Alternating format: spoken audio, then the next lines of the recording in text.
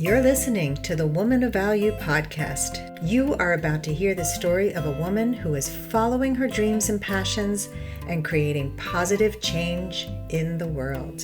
There are so many of us out there who aren't sharing those wonderful stories that we have. And I think it's so important to get them out there, however small you think it might be, or however irrelevant you think it might be. There's someone there who will be affected by that and is inspired. And I think it's so important that we all share where we've come from and who we are. My guest today is Shola Kaye. She is a professional speaker, a public speaking coach, and the author of How to Be a Diva at Public Speaking. She works with women business owners to help them win new clients and monetize their expertise with powerful communication. Her work has appeared in the BBC, Harper's, Bazaar, and Forbes, and you might notice she has an accent. Welcome to the podcast, Shola. Thank you, Sandy. I was so happy when you asked me to join you. You and I both appeared together on the same podcast, and that's how I first found you on The Dating Den with Marty Batista. And I loved what you had to say. I also overcame a lot of shyness and became a public speaker and gave a TEDx talk. So we had a lot in common. And I just said, you'd be a great Woman of Value podcast guest. And so I reached out. We are going to first go through your aha moment when you first realized that you needed to make a change and claim your value. Tell us about the steps leading up to that moment and the moment itself and all the actions that you took following that moment that helped you lead the empowered life that you lead today. As a child, I was fostered, and from the age of about 3 months until I was 11, I lived with a different family. And it was quite a typical thing to do in those days. You'd have a lot of families moving, sort of emigrating, and they didn't have a setup where they could work and look after their kids. And so they would find families for their kids to stay with. So I was super happy with my foster family, but I always knew that at a certain age, I'd have to go back and live with my parents. And I think that made me feel quite powerless as a kid. And I felt like I didn't have much of a voice. And that led to me being, I guess, quite passive, through my sort of teens and even into my early adulthood. And I found myself in a corporate career that I wasn't enjoying at all, mainly because other people had said, Shola, why don't you become a management consultant? Why don't you? And I remember just thinking, oh, all right then. My own feelings and opinions almost played no role in the direction that I was moving in. And I had a couple of corporate jobs. I lived in the States for a number of years, and I was working as a business consultant. And I remember that my head of HR said to a colleague, "Why is Shola so quiet? What's wrong? What is wrong with her?" And I was completely embarrassed, really mortified. And eventually I turned that situation around and was very happy in that role, and they were sad to see me go. But then I took another role in the UK. I came back home and I was in a account director role. And I was supposed to be leading these meetings, working with a lot of C-suite execs. And again, this whole lack of voice and what am I doing here, and just feeling quite unempowered around the whole situation, this came up for me. And it was right around the time of 9/11. And one of our big clients was British Airways. And at that time, the whole aviation industry just went into a real low after that event. And the company I was at, they had to sort of look at where they were spending their money. And they decided that I wasn't worth the salary that I was making. And I remember, walking out of my boss's office and just thinking, I will never work for a corporate in this capacity again. Something has to change. I cannot do this anymore. And at that point, I had to leave the flat I was living in because it was in quite a nice part of London, quite expensive. Moved in with my sister. And there was no part of me that said, I'm going to look for a similar job again. There was just something inside me that just, this is a watershed moment. Something has to change. And at that point, I got very involved in personal development. I trained to be a life coach, and I started going to a lot of seminars and reading books.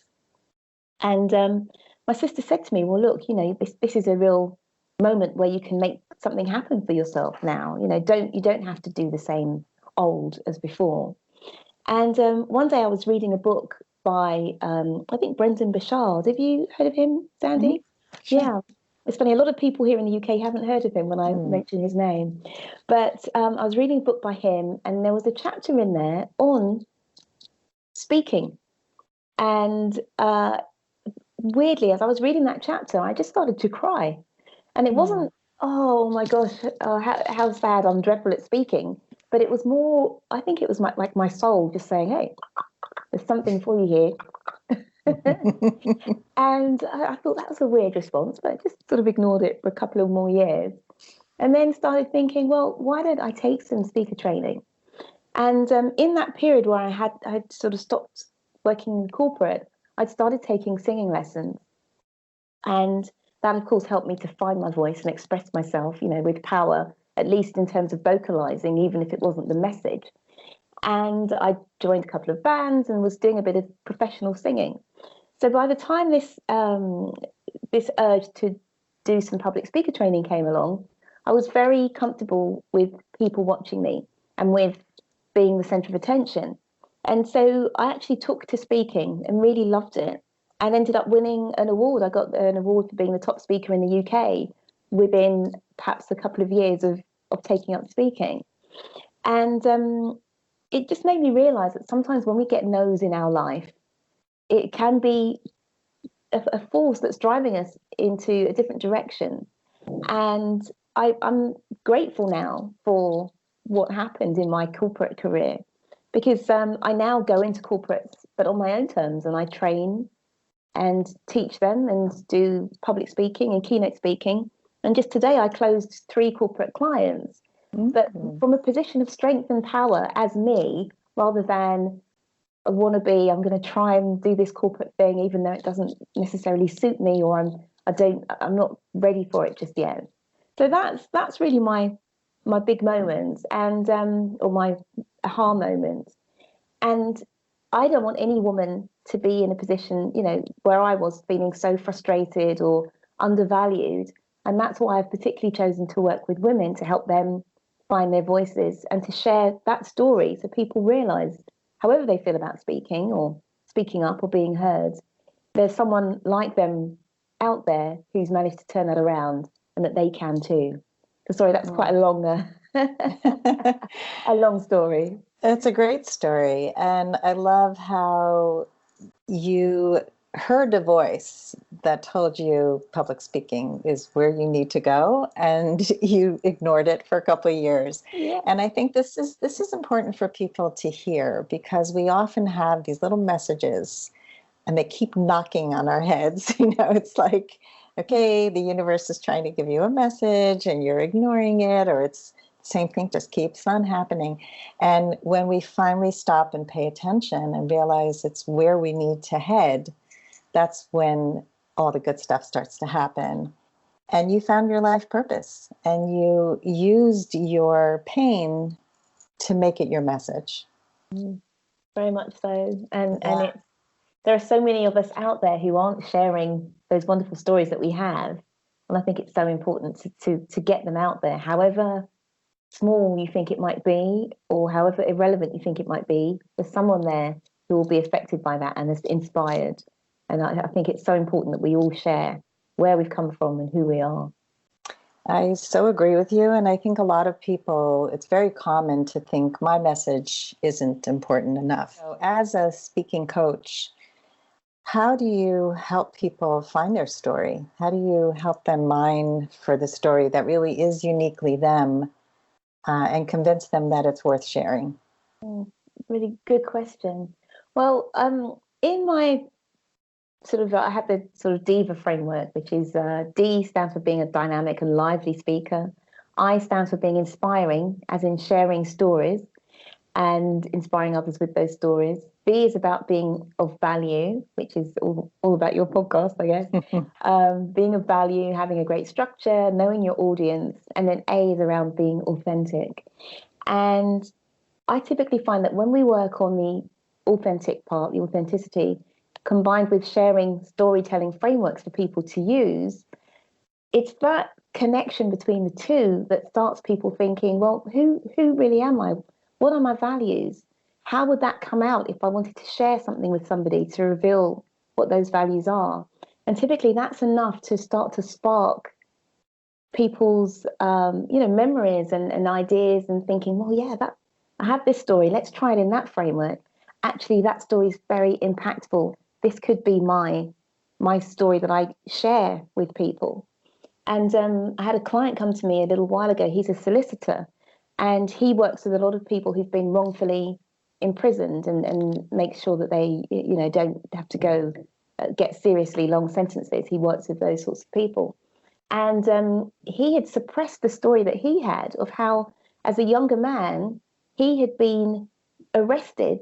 Somebody had burgled something at his office, and he's a black guy. There was a black guy that committed the burglary, and somebody saw someone running away, and then the police came and they arrested him, even though he had the keys to the office.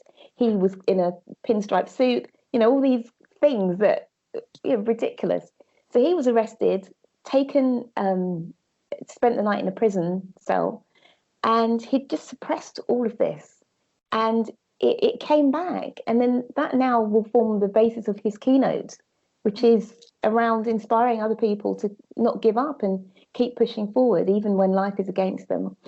So I think people often forget, or they suppress, some of the most important stories that they can use to help others with. I so agree. I mean, I see this all the time in my practice. And in fact, some of the work I do is in helping people find their purpose. And I love looking at their life stories, the pivotal moments, and finding like 4 or 5 stories, and then finding the highs and the lows, and then mining those stories for the values and who that person became, and then putting it all together to find their purpose statement. And I just did this with a very young woman who went through a lot of trauma, and all of her trauma was kind of minimized. It was like, oh, that was nothing. A lot of that was nothing. And you go, wait a minute. And I remember doing this years ago when I first started coaching. A woman had gone through something so horrible when she was a very small child. And her parents blamed her for something that she should have been celebrated for. And just pausing and having someone else reflect, wow, you were amazing. Like, you were 7 years old and you did that. So it's just, oh, now I can appreciate who I was and who I became. And telling those stories really inspires other people, because we find ourselves in other people's stories. Yeah, it's just so powerful. And I know it sounds like a cliche, doesn't it, now, with people being urged to tell stories all the time, but there's always somebody out there that needs to hear that again, and just make that effort to share who and what they are, that they've been through. Absolutely. I mean, story has been passed from generation to generation for forever. This is how we share cultures. This is how we understand each other, remember each other. I belong to Toastmasters, and when somebody gives a speech that's very technical and it's a lot of numbers and the slides are full of facts, and my head is just, I'm like checking my phone, I'm like, I'm totally lost. But if somebody shares a story, I'm totally there. I completely remember it. And, and that's how we are as humans. We attach to the story, not to the facts and the numbers. Exactly. That's so true. And when I'm working with people on technical information, I always say, well, what's the story? How is this going to help a human being, or a company, or an animal, or whoever it might be? We need to hear the story around why this thing exists. Yes. And once they get in touch with that, then it helps to make it so much more relevant to people. Mm-hmm. Yeah. And also in the dating world, which is where I spend most of my time as a dating coach, I see people having conversations all the time that don't share the deeper meaning, the why. When you're not sharing your values, you're not sharing those deeper stories, you're not connecting. And so we need to do it everywhere in our lives, not just on a stage or in a presentation, but in our everyday conversations. So true, so true. So take us, Shola, to the present and tell us what you're creating in the world right now. Mm.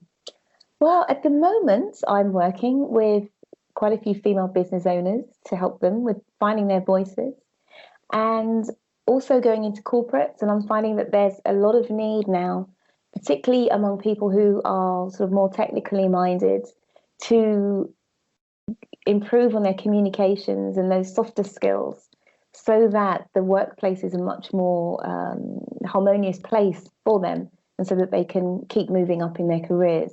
Because although there's an enormous need for technical knowledge right now, technical knowledge without the ability to communicate with other human beings often, doesn't result in people really achieving the success that they could. So I do a lot of work around there, and also working with. I'm still a professional singer, and my plan is to really start to use my singing voice as well as my speaking to help to motivate and inspire women at large events. So this is something it's in the pipeline, but I see myself really speaking at maybe events with several thousand or several hundred people, but really uplifting people and inspiring them and helping them to transform through the power of words, but also the power of the emotions that music can bring out of people. So that's where I really want to go with what I've got. I love that. I see that as you integrating all of you, this holistic approach to your life, to authenticity, to showing up fully, integrating the singing and the speaking and using your voice in all ways. I just think that's wonderful. Thank you. Thank you. And it's amazing. I mean, talking about stories again, quite often we change career or we have one sort of job that we work in and then we flip to something else and something else. I think it's more and more common these days. And I have clients that come to me and they may have had a career for 10 or 15 years in, say, TV production, and now they're a health coach. And they feel like they're a newborn baby, in terms of, I can't share my old career. I can't tell people that I haven't been doing this for years. And I really encourage them to share where they've come from and try and integrate those skills that they had in their previous job that they used so regularly with what they're doing now. Because I think people need to hear others in their backstories. People don't necessarily expect that to be effective, you must have been doing this for 20 years. You could maybe have done it for a year, but with all the knowledge you have combined in your experience, that makes you better at what you're doing. So, to my mind, I think with a lot of people, they're hiding this backstory, but it could actually make them a bigger whole if they bring it in to what they're doing and they really share that. So it's going back to storytelling again, but not hiding parts of yourself. Why? Why? Yeah, it makes it a richer experience. I agree. And having recently started a new business and feeling like a complete fraud and not appreciating all that I was bringing, even though I knew it in my heart, Mm-hmm. all the skills that I've been teaching to my dating coaching clients had to do with owning their value. It all started within, and it all stemmed from speaking up and showing up and all the things that I'm doing now in the rest of my life with the new business. So I'm bringing this to the corporate world, which I've never worked in. So I had a story in my head. Well, I've never worked in corporate, so I don't really understand corporate, and they're not going to really respect me because I don't know corporate. And then everybody's telling me from corporate, you know what, you offer something that we don't have because you come with a new point of view and you're an outsider. And also I'm an artist and the dating coaching. And so it's bringing it all together. And I actually was trying to think of a speech that combined how dating coaching, what dating coaching teaches you about recruiting. And so combining both, because marketing and dating are so similar. Yes. So I'm working on some ideas for that and speaking for something called Disrupt HR, which I don't know if they have it in the UK. Do they have that? I don't know. There's quite a few conferences with Disrupt something, so there could well be Disrupt HR. Yeah. So Wow. Disrupt HR is like it's a fast, the slides are all They're all on one reel. So all the speakers come up and their slides automatically advance, and you have like 5 or 7 minutes to give your whole speech. And I've done some of those formats before. There's something called Ignite, which also, I don't know if do you have that? Yes, yeah, I've heard of that. Yeah, it's a good challenge. It's like sounds amazing. Anyway, yeah. So I love how you're integrating all the parts of you for the future, and that's where you're moving. And I'm curious, for the future, what's your dream for other people? Like, what contributions do you want to make in the world and hope for others? Yeah. I think it's around speaking up, but sort of not having a hesitation to say what you have to say. Because I think with women, we often overthink things before we share our opinion. And I think when people understand how to share that, so they're not worried about, oh, well, is this being blurted out and sounding a little bit raw? They're able to think on their feet and really share what it is from the heart, but in such a way that they're not afraid that it will go down in the wrong way. I think it's going to be so important. Well, it is so important. And so helping people have those sorts of skills and then go out in the world and speak to others and inspire, and then in turn, whoever they've inspired goes out and does something similar. I feel like it can really create a huge snowball. So to my mind, it's really about people being free to be themselves, which is really what it means to have a voice. Mm. Yeah, that freedom is such a resonant term. I think so many people live in the space of pleasing others, of conforming, of thinking they have no choice, and realizing that you really are a choice, and that if you just tap into your own inner wisdom and use what you have, it's so inspiring. And I love the snowball ripple effect of one person inspires the next person, inspires the next person. Absolutely. That's it. Yes. Yes. Great visual, especially as the snow is falling right outside my window right now. Wow, really? We've had this weird heat wave in London. Oh, yeah. It's been 21 degrees, which is, I guess, what, 70 something, 75? Oh, my God. And in February, it's never, ever this warm. So everyone's like, oh my gosh, what's happening to the world? Oh, yeah, it's pretty scary. We had a light snowfall today. It's been freezing here in the East Coast. Yeah, so it's time for the lightning round, and this is where I get to ask you lots of quick questions, and hopefully we'll extract some priceless nuggets of knowledge from you, and we're going to help our listeners get deeper into your brain and your wisdom. Are you ready? Okay, let's try this. Okay. So, Shola, what was the number one thing holding you back from becoming a woman of value? I think it's fear of being judged and found wanting. And that's made me, just stopped me from really pursuing my dreams. And I just felt I had to be more conventional and fit in. Yeah. None of that conventional fitting in stuff anymore. No. All right, another question. What is something you failed at that taught you an important life lesson? What did I fail at? Well, I guess, I've given you a story of failure there where I was actually, kicked out of a job. So I think that's probably my biggest fail so far. And I guess now, what I've learned from that is, not to take no for an answer, and that sometimes something that seems negative at that moment can actually turn out to be a blessing in disguise.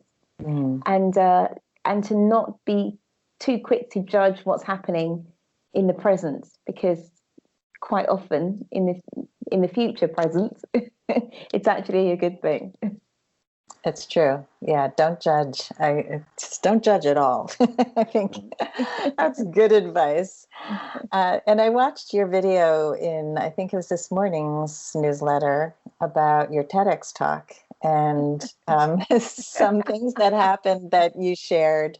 and that you learned some important life lessons from that too. So can you share some of that with our audience? Absolutely, absolutely. So about, I don't know, six months ago, a year ago, I was asked to do a TEDx talk, and I had all these ideas, but this TEDx talk was going to spark off a different area of my business, and it was, going to be watched by all these people, and it had to be a certain way. And it's quite funny because I think quite often when we get a big opportunity, all the things that have worked for us in the past that we routinely do very well, sometimes those things can go out of the window because we try so hard to be perfect that we end up sabotaging ourselves and we forget about being excellent. We're trying for perfection, and then excellence isn't attainable because we just get in the way. And so, for example, as a speaking coach, I always tell people you want to lock down your presentation with enough time to practice it and really get it inside you. Not that you have to learn it word for word, but you just have it so inside you that you can be present with the audience and enjoy being in the moment and not worry about what's the next word that's got to come out of my mouth. And I remember on the morning of the TEDx itself, I was still thinking, oh, can I change that story? Can I have this? And, this had been going all the way through, right up to the actual day of the presentation. So, of course, that very much destabilized me. And instead of feeling comfortable, I'm like, oh, I'm still running through the lines at the last minute and worrying. And then what happened is when I stepped up to speak, the mic wasn't turned on. And because of my experience as a singer, quite often things go wrong. Little bits go wrong when you're in the middle of a gig, and you just plow on and just ignore them and things go right again. But of course, because the TEDx is recorded and it's not just the people in the room, it's the wider audience that watches it. What I should have done is stopped, waited for the mic to come back on, started again. Because of course, every time something goes a bit wrong, it just sort of topples you slightly from your place of stability. And then the third thing that happened was I'd worn an earring, and the earring was banging against the headset, the mic. So all the way through, as I'm speaking, there's this grump, and I think grump, and then a grump. Like, oh boy. So all I was thinking was, oh gosh, when's the next banging noise going to come in? As opposed to, right, I've got this great thing to share with this audience, and I can't wait to connect with them. And I just remember feeling so, when it was over, like, oh, thank goodness. Wanting to collapse in a corner somewhere. And luckily, some of the problems with the sound were rectified. But unfortunately, what happened, that the original video was put up, and then I got the sound sorted out and we put a replacement up. But of course, when a video first goes up, you get a lot of likes and views and comments and things. And by having to replace that with the cleaned up version, all of those were wiped away. So I say to people now, well, if you find my TEDx talk, it does look like there's a bit of tumbleweed blowing around. Ooh, the desert was lonely. But, I like to share screw ups with my clients. And I think it's important that, especially in this world of social media and Instagram perfection. And I think it's really important to people to see that not everything goes right. And the amount of work that people put in to make everything look like it's perfect all the time. And there doubtless are always bleepers, whatever you call them. But quite often they're just erased or, pushed to one side. So I want people to get the naked truth. The naked truth is important because we don't relate to perfect. We relate to humans who are authentic and real. And I have to tell you that I could relate to that story because the day before my TEDx talk, my son said to me, your opening sounds horrible. You have to change it. And you know what? He was right. It wasn't me. It sounded fake. And so, and I think, what I'm hearing from you is you have such a need for authenticity. And when you're so connected to that, you keep refining and refining because it has to feel real to you.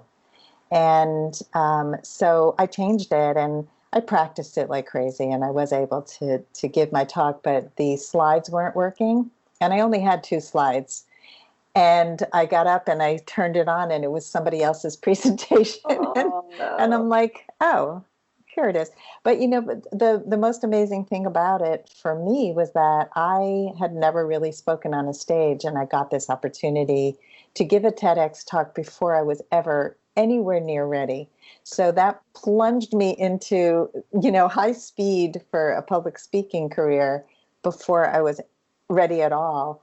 And I think it sort of fast tracked me really quickly because I put so much pressure on myself to do well. And I think, when you have that need to be perfect and you're thinking about all the people who are going to see you, and there's a lot of feeling of judgment, and it's important to overcome that. So my question for you is, like, when you give a speech like that, and it's such an important speech, what do you do to calm yourself down and to get into the present moment, even though your earrings are bouncing around and stuff? Well, for me, the big one is always that I'm there to be of service, and that it's not about me, it's about the audience.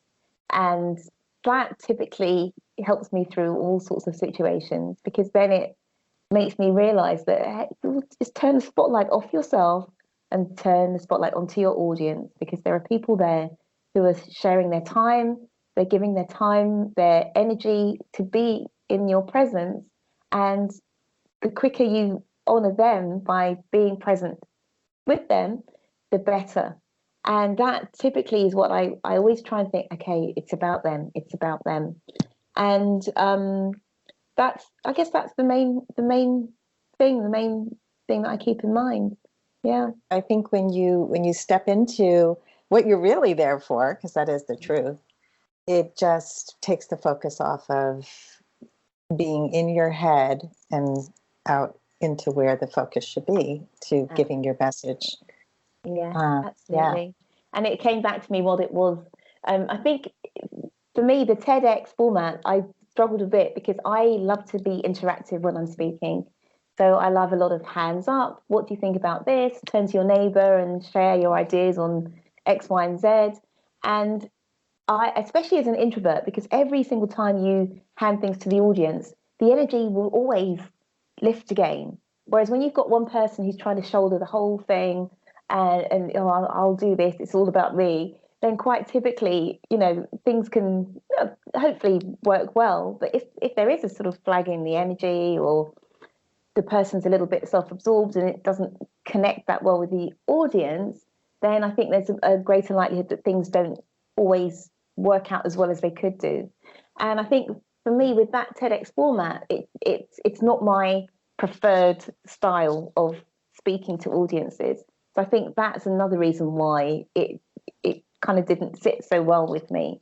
Because again, when you're interacting, it's very much about them, and people sort of sense the generosity of, oh, okay, she's not going to talk the whole time. She wants me to get some transformation from this.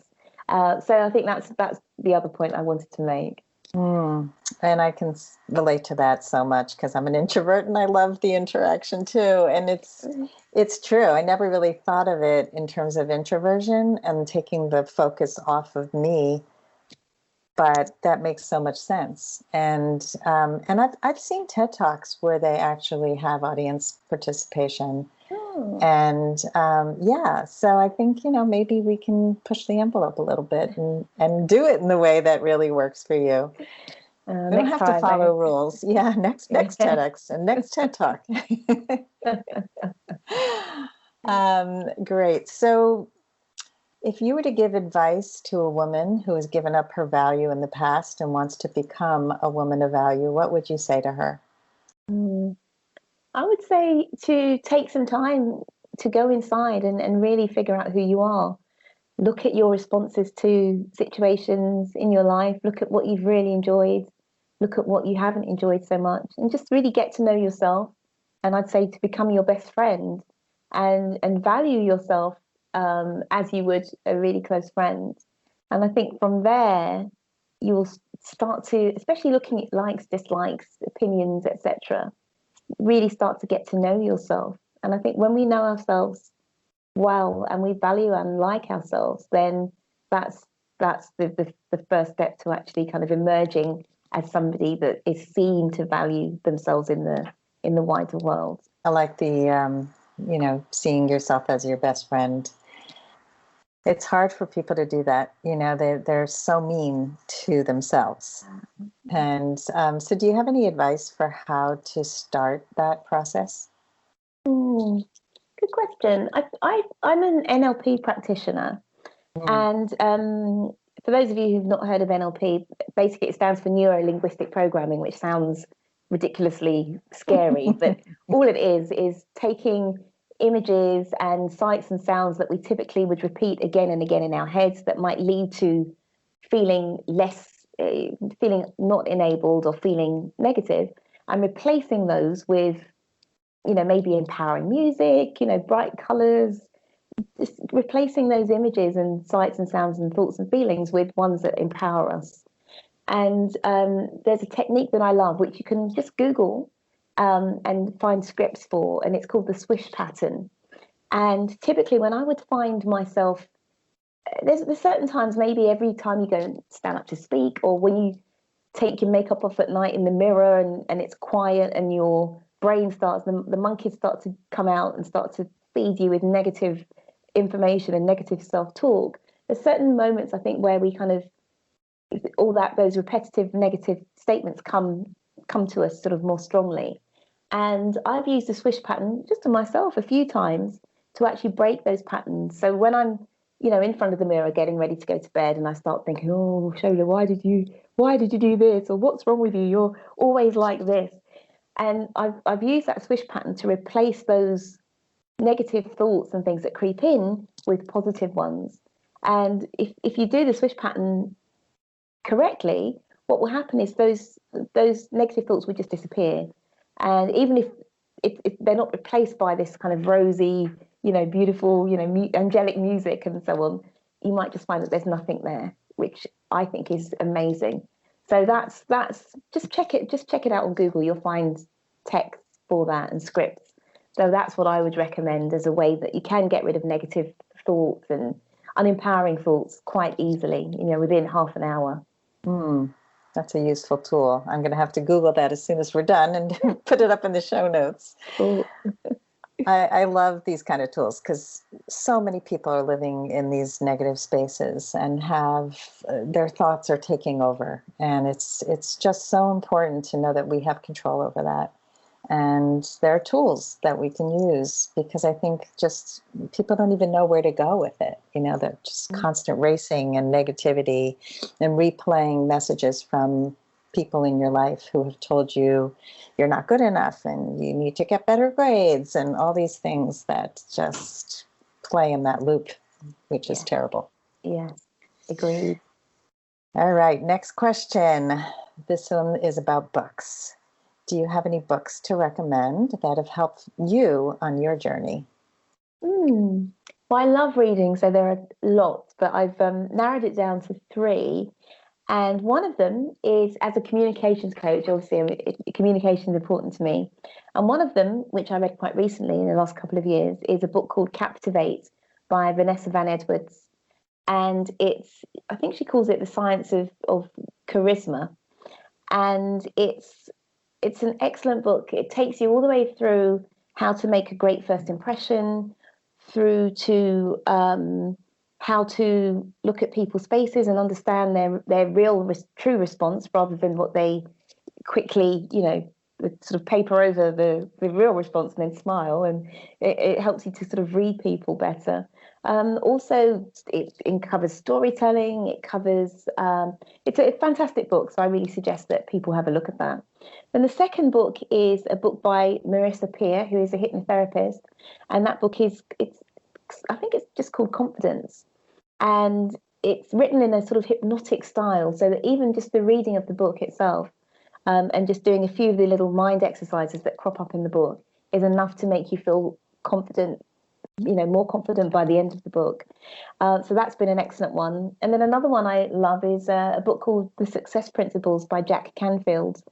And it's a big book. I think I've got the audio book and it's like maybe 15 hours or something. But what I did is every morning when I'm getting ready for work, whatever, I'll just play a little bit of it. And just when it finishes, I just go back and start it again. And I just found it's really empowering, really uplifting, lots of great stories. And it's a book I absolutely love.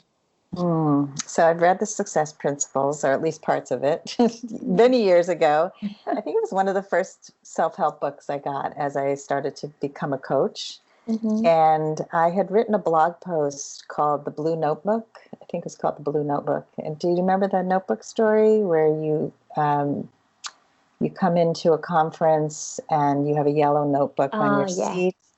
And the instructor says, if you don't like the color of your notebook, you can change it.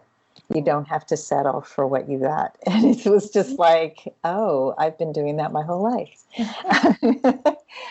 So it was just, it really struck me because just knowing that we are at choice and we don't have to settle was a big one for me. But I'm going to definitely look into these. I love the Captivate book. That sounds so captivating. It really is. It's great. Yeah. So thank you. It's always interesting to hear what people are reading. And now for your favorite quote. Do you have a favorite woman of value quote? I have a quote from Oprah. And the quote is that the highest honor on earth that you will ever have is the honor of being yourself. Your only true job as a human being is to discover why you came, why you are here. And that to me, I think whenever I have moments where I doubt myself or I'm questioning my direction, when I read that quote, it just makes me feel, it's all okay. Just figure out your true north, be yourself, and everything will just happen from there. That's beautiful. I never heard that one. Okay. I love it. Oprah is a woman of value for sure. And I love that, she came from humble beginnings and from tough beginnings. And she has inspired so many people to believe in themselves because if she can do it, we can do it, right? Yeah, she's incredible. Really. Yeah. I lived in Baltimore when she was on the news there. So I remember her from her days before she did talk show. Wow, brilliant. Brilliant. All right. So we have one more question, and this is a big one. This is the legacy question. How would you like to be remembered, Shola? Great question. I would say somebody who is, let's say, a generous communicator, as in wanting to listen and wanting people to express themselves, and somebody who is a quiet leader, so doesn't need to posture and big up themselves, but in the same way, but is allowing people to is empowering people and inspiring them and leading in a gentle way, and to be remembered as somebody who just wants to be a part of other people's transformation. Yeah, it's a bit of a whiffly response there, but I wish I could sum it up in 2 words, but no. Well, it doesn't have to be 2 words. It's bigger than 2 words, and it's describing who you are and who you're stepping into. And so it's, you're already living this life and you're continuing to grow who you are, which is really a beautiful and inspiring thing to watch. Thank you. Yeah. So Shola, how can our listeners get in touch with you? And if you have a free gift, please let us know what that is. Sure. So you can find me, I'm sure you'll put all the social media links, but my website is sholakaye.com, and that's KAYE.com. And I have a brand new freebie, which is called the Ultimate Checklist. And if you go to sholakaye.com/ultimate checklist, all one word, you will be able to pick it up.